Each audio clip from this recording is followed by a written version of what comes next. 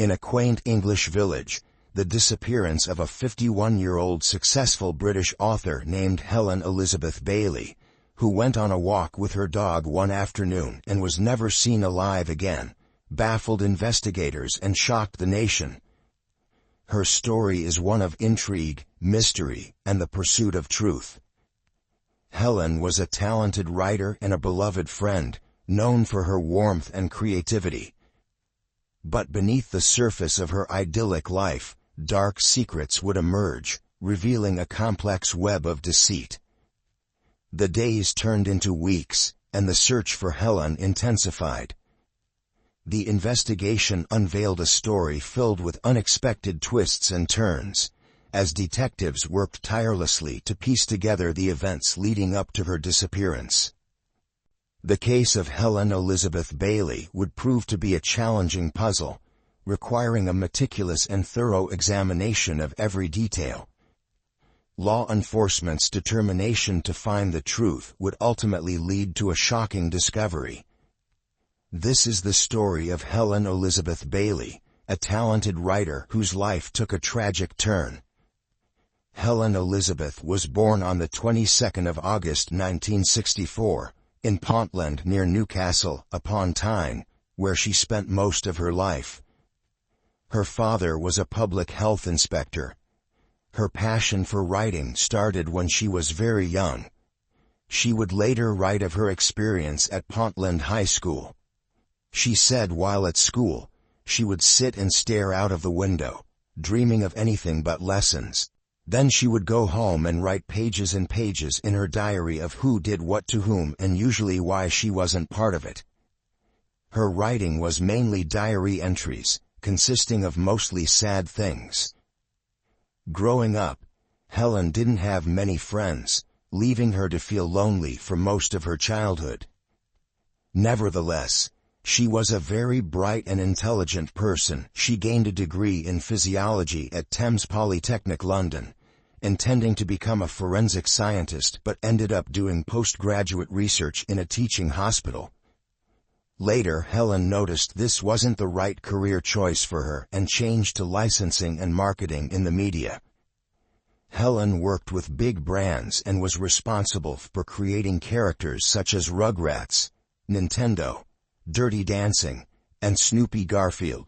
Helen met and fell in love with John Sinfield, who was one of the founders of the company. They got married in 1996 and both worked together on many of the biggest projects. John knew how much Helen loved to write, so he encouraged her greatly to write books like she wanted to do for so long. He knew she was talented, creative, imaginative, and dedicated, and that she could do anything she set her mind to. With the encouragement she got from her husband, Helen wrote 5 books of teenage angst in the Crazy World of Electra Brown series. 2008, Life at the Shallow End. 2008, Out of My Depth. 2009, Swimming Against the Tide. 2009, Taking the Plunge. 2010, Falling Hook, Line and Sinker. In 2010, she was nominated for a Queen of Tea award. In Running in Heels, 2010, she featured a new character, Daisy Davenport. Helen also wrote books for younger children, including the Willow the Wood Sprite series, the Topaz series, and the Felicity Wishes series. In all, she had a total of 22 books of short stories, picture books, and young adult fiction published. In 2011, Helen and John had been together for 22 years, married for 15 years, so they decided to take a 2-week trip to Barbados as a way to just relax and take a break from life, and only focus on connecting more as a couple, spend a lot of time bonding together. But the unfortunate happened on this trip. One day, they decided to go to the beach, and John wanted to swim, but Helen wanted just to relax and do her things on the sand for a while. So John went in alone. After Helen was done doing her thing on the sand, she decided to go join him in the water, but when she approached the ocean, she saw John struggling to swim and keep afloat. Helen panicked and alerted the nearest lifeguard, but unfortunately, it was too late. By the time the lifeguard got to him, he had already drowned. This was completely distressing for Helen, especially because she was all alone the rest of the trip. She had to stay there to get the paperwork done and everything related to bringing her husband's body back home. The aftermath saw her start a blog, Planet Grief, where she would write entries concerning her husband, her life with him, and how she's dealing with her loss, and also would share her experiences. Her first book for adults, When Bad Things Happen in Good Bikinis, 2015, was established on her Planet Grief blog, which sets out her journey through grief after he died. It was described in The Guardian as a painful and companionable account of coming to terms with life without her husband. The book also noted her upcoming relationship, beginning in October 2011, with widower Ian Stewart, a father of 2 adult sons. Her blog also made it possible for others to also write about grief and their experience as well. It was a safe place for people in mourning to feel like they were not alone. After 7 months of starting her blog, Helen ended up meeting a man, Ian Stewart, who had recently lost his wife and had 2 adult sons.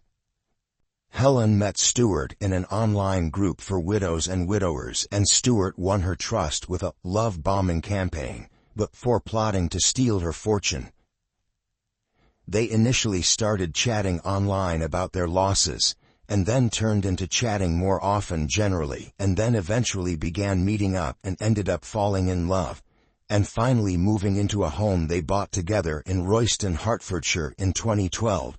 Worried that Stewart would be left at risk if she died, Helen changed her will so he would inherit almost all of her £4 million fortune and gave him power of attorney. Neighbors Mavis Drake described how the couple had their arms touch each other on the day they moved in. I had no doubt they were happy with each other. But what the hell she saw in him, God knows. Gorgeous gray-haired widower. But I think she was besotted with him. While Helen was a wonderful person, funny, cheerful, Stewart rarely made eye contact, she said. Another neighbor described them as just an ordinary couple. 3 years after moving together and after a while, Helen was planning their wedding while Stewart was plotting her murder. Stewart had already begun secretly drugging Helen with Zopiclone, a medication he had been prescribed. Helen would complain about feeling exhausted and became worried, telling her mother that she had left her beloved dog behind on the beach at Broadstairs, where she had a holiday cottage. Her Google search history revealed, "Why do I keep feeling asleep?" It was this concern and Stewart's fear that it would lead Helen to the doctor that pushed him to carry out his plan.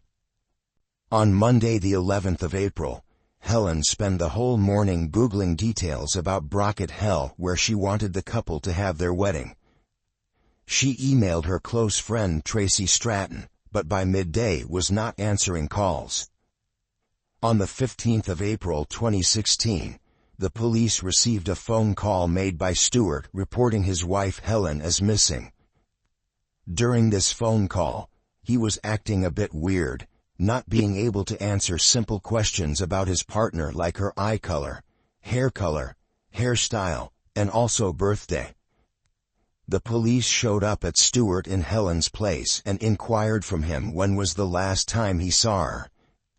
He told them that when he returned home on April 11th, he found a note left for him by Helen, telling him that she was going off to their cottage for a while to work on her new book and that she didn't want anyone to bother her.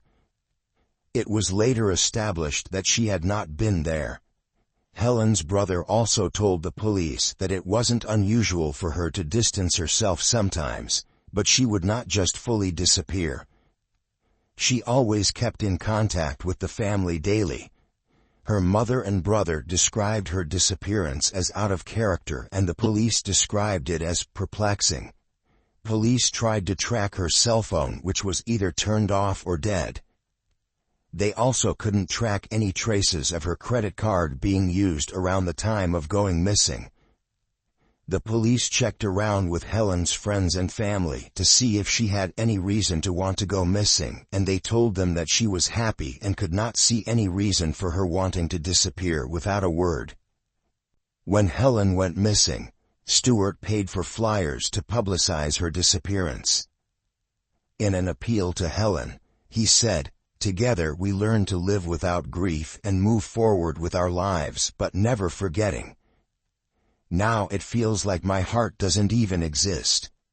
The police continued with the search, doing everything they could to locate her, but all in vain. Days turned into weeks, weeks into months, still they could not find her. They checked all their families' and friends' homes, and the neighbors were told to check out their sheds to see if she could be there, but all in vain. She could not be traced anywhere. Helen's disappearance was taking a toll on Stewart. He seemed exhausted and run down, depressed, not shaving or showering and barely eating. Everyone started noticing that he hasn't been taking good care of himself, which was understandable since Helen was his fiancée. It was on the 16th of April, 5 days after Helen's disappearance, when the police noticed that her cell phone was clicked on near her cottage. They were hopeful and drove by to see if she was there. Unfortunately, she wasn't there. They thought it might have kicked on when she was driving and started treating the case as a runaway case. They put up missing person posters and alerted all the restaurants, stores, gas stations, and hotels around there to be on the lookout for her. Police decided to check Helen's bank records. Helen had a personal account set up that took £400 and transferred the money into another account, which was a joint account between her and Stewart. As soon as Helen went missing, this changed from £400 to £4,000. This was the first red flag for investigators. The money had been taken out to renew an Arsenal Football Club season ticket which was in Stewart's name. The police went to Stewart's home to question him about that, but he wasn't there. They asked around and were informed that he decided to go on vacation. This was another kind of red flag because nobody can go on vacation in the middle of an investigation for their missing partner. The police found it to be very odd that he would take such a trip alone, which was initially planned and booked months in advance for both him and Helen. From this point, the investigation now went from a missing person to a murder inquiry. Immediately after Stewart returned from the trip, he was arrested and was informed that he was a suspect. He could not understand why he was a suspect. When he was questioned, he told the police that he had gone to see the doctor since he had an appointment at 3 p.m. the day Helen left, and also said the appointment was meant to be for the morning, but he had a car problem and asked to reschedule for later time. His doctor was also questioned and said he didn't seem abnormal, apart from being a little bit distant. After the appointment, Stewart said that he went to Helen's lawyer's office to discuss a property that she had in Newcastle. The lawyer was also questioned and said that Stewart was violent and wanted really to push the sale on Helen's property, but was told that it cannot happen without speaking with Helen as the said property was under her name. He was upset and told them that Helen was sick and she wanted it sold, but they declined. After all this, he went to the dump to dispose of some garbage, and when he got home, Helen and her dog Boris were not around, and that's when he saw her note. Later that night he went to meet up with one of his sons who had no idea that his father was coming to see him. He just randomly showed up at a place that he knew his son frequents.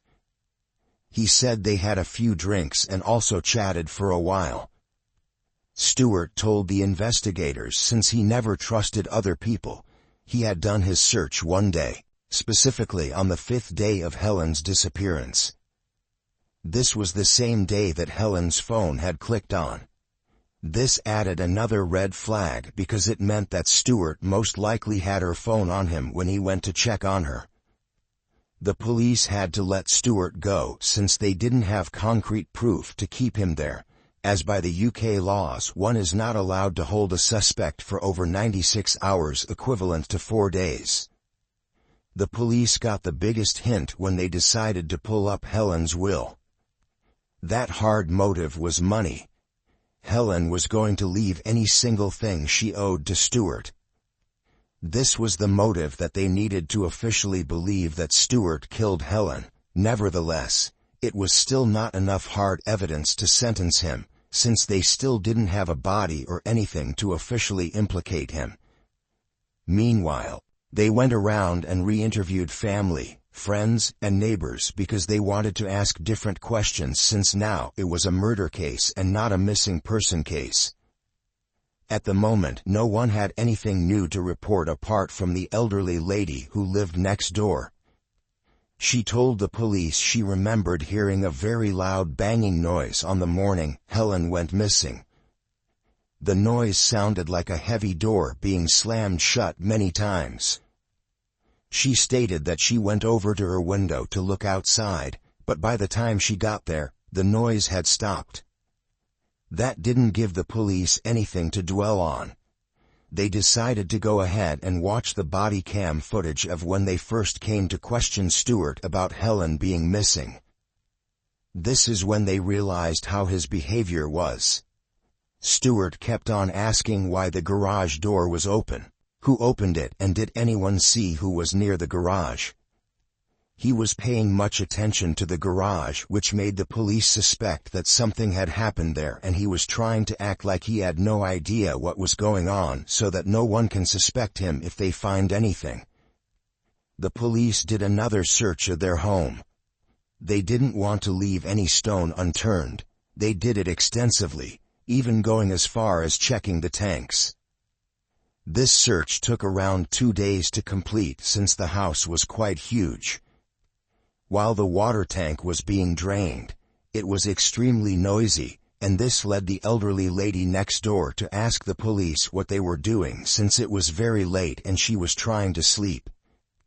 They told her that they were draining the water tank and it was something they had to do, and apologized for the noise. It was when they finally got the hint to finally put this case to rest. The elderly lady informed the police that there was also a septic tank underneath the garage and that they should also check there as well. The police didn't know about anything like a septic tank in the garage. With that information from the elderly lady about the septic tank in the garage, the next morning the police told Stewart to move his car out of the garage, and when he did, they realized that his car had been parked over a big manhole cover the entire time. They removed the cover and began the search for Helen's body, which lasted for 2 hours before finally finding the body along with the body of her dog Boris. Stewart was arrested immediately. The coroner confirmed that the cause of death for both Helen and Boris was suffocation, though they could not ascertain if they were suffocated before and put in the cesspit or if they were put there alive and ran out of oxygen. Nevertheless, they also resolved that Helen had been drugged with sleeping pills, and the specific sleeping pills were prescribed to Stewart but not prescribed for Helen. This kind of information made sense to investigators, as her search history that was checked at the beginning of the investigation showed Helen asking, "Why do I always feel so tired?" They came to realize that Stewart was drugging Helen with the pills for several months. In January 2017, the trial began and Stewart pleaded not guilty even though there was evidence piled up strongly against him. He decided to be his defense attorney, which is a very risky move. During the trial, new information came out about Stewart had known Helen was missing from day one. He told the jury that 2 men, Nick and Joe, had abducted Helen and that they wanted £500,000, or else Helen was never coming back, and that's why he went to her lawyer's office and transferred all the money to his account. He stated that he didn't want to tell the police earlier since he felt that they would hurt Helen if he disclosed. The jury wasn't buying this load of garbage, and the lawyers ended up bringing in two men that Stewart had known at some point in life. One was an old neighbor and the other was from school. He said that they were not the ones who took Helen. Another piece of information came out in court when Helen's brother took the stand. He told the court that when Stewart and Helen bought their house, Helen was showing him around the house, and when they got to the cesspit she said, "Wow, that would be a great place to hide a body." She had a dark sense of humor, and she said this while Stewart was around. It was so sad that her making this joke could have put an idea in Stewart's head about where to hide her body when done with his plans. Stewart was found guilty of the murder of Helen in February 2017 and was sentenced to life in prison with a minimum of 39 years, which means Stewart would be 90 years old before he was eligible for parole. In August 2018, while serving his sentence, he was rearrested again for the murder of his first wife Diane. After all the investigation and trial which went on for a while, Stewart was found guilty of Diane's murder on February 2022 and sentenced to life in prison once again without the possibility of parole this time round.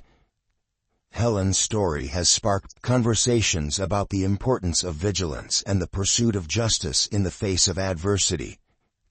Community initiatives and support networks have emerged, dedicated to raising awareness about unresolved cases and ensuring that no one's voice goes unheard. As we remember Helen, we honor her memory by continuing to support efforts for justice, advocating for those who have been silenced, and standing against betrayal and deception. Her legacy serves as a reminder that no one should be denied their right to a safe and fulfilling life. In the end, Helen Elizabeth Beiley's legacy will be one of resilience and determination. May her memory inspire us all to stand up for truth, seek justice, and ensure that every voice is heard, no matter the challenges we may face.